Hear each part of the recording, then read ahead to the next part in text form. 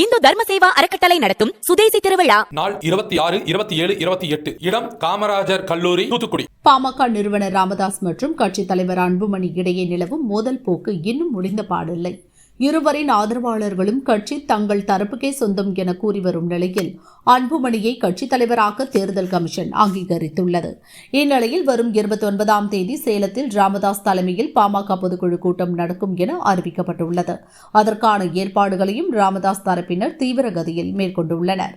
சேலத்தில் நடக்கும் பொதுக்குழு கூட்டத்தில் தமிழக சட்டசபை தேர்தல் கூட்டணி குறித்து முக்கிய முடிவு எடுக்கப்படும் என ராமதாஸ் அறிவித்துள்ளார். இது அன்புமணி தரப்பினரை அதிர்ச்சியில் ஆழ்த்தியுள்ளது. ராமதாஸ் தலைமையில் நடக்கும் கூட்டத்தை தடுத்து நிறுத்த முடியாவிட்டாலும் அந்த கூட்டத்திற்கு எவ்வித பவரும் இல்லாமல் செய்யும் நடவடிக்கையில் அன்புமணி ஈடுபட்டுள்ளார்.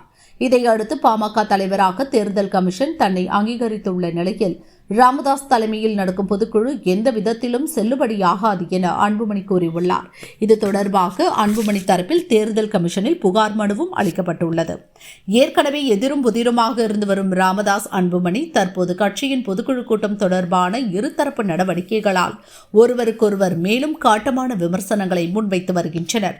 இதுகுறித்து பாமக தலைமை வெளியிட்டுள்ள அறிக்கையில் கூறப்பட்டுள்ளதாவது: பாமக விதிகளின்படி பொதுக்குழு உட்பட எந்த கூட்டமாக இருந்தாலும் கட்சித் தலைவர், பொதுச் செயலாளர் ஆகியோரால் கூட்டப்பட்டுதான் நடத்தப்பட வேண்டும். சென்னை, டில்லி ஹைகோர்ட்டுகளில் தொடரப்பட்ட வழக்குகளின் அடிப்படையில் பாமக தலைவர் அன்புமணிதான் என்பது உறுதியாகியுள்ளது. பொதுக்குழுவை கூட்டவும் அதை நடத்தவும் அன்புமணியை தவிர யாருக்கும் அதிகாரம் கிடையாது. கட்சி பெயரை கூறி ஒரு சிலர் பொதுக்குழு, செயற்குழு கூட்டம் நடத்த திட்டமிட்டுள்ளனர். அவர்களின் செயல் குறித்து தேர்தல் கமிஷனில் புகார் அளிக்கப்பட்டுள்ளது. சேலத்தில் 29ஆம் தேதி பாமக பெயரில் நடக்கும் பொதுக்குழு கூட்டமும் அதில் எடுக்கப்படும் முடிவுகளும் எந்த வகையிலும் செல்லாது என அந்த அறிக்கையில் கூறப்பட்டுள்ளது. ராமதாஸ் கூட்டம் நடத்துவதற்கு முன்பே அன்புமணி தரப்பில் தேர்தல் கமிஷனில் புகார் அளிக்கப்பட்டுள்ளது ராமதாஸ் தரப்பினருக்கு எரிச்சலையும் அதிர்ச்சியையும் ஏற்படுத்தியுள்ளது. அன்புமணியை சட்ட ரீதியில் எதிர்கொள்ள ராமதாஸ் தரப்பும் தீவிர முயற்சி மேற்கொண்டுள்ளதால் பாமகவில் அதிகார மோதல் உச்சகட்டத்தை அடைந்துள்ளது.